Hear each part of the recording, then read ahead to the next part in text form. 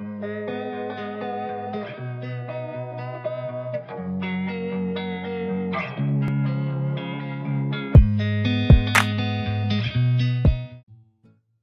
this third part, we are going to modify our denture. So our denture have a piece of extension like a straw to let the mucus and anything that comes from the cyst goes outside, and the patient could clear that inside the cyst.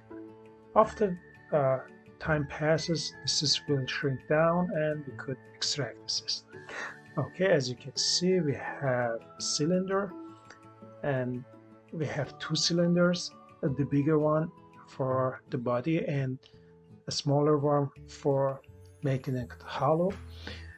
As you can see, these two are about 4 millimeter for the outer one and 2 millimeter for the inside one, and we can reduce these two together to make something like pipe or straw, or move them to the final position and then subtract it. This is my way and I prefer it.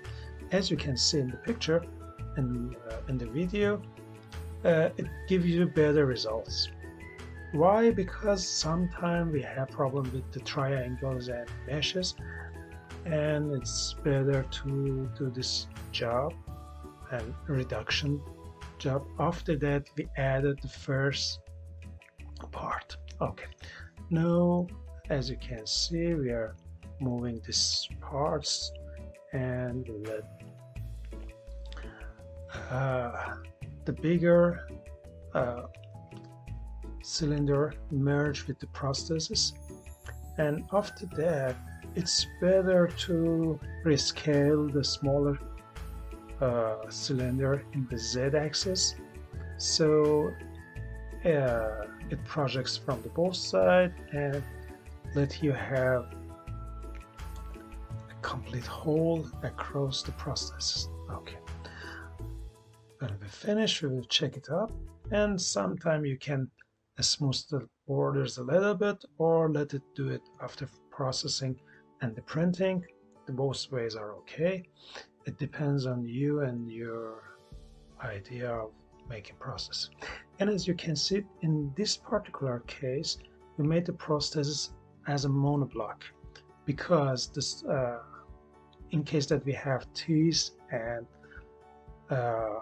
gingiva separately, it could be a little bit concerned about breaking or something that we want not happen, because the patient should live at least 6 months to 1 year with this process. Okay, thank you everyone, bye.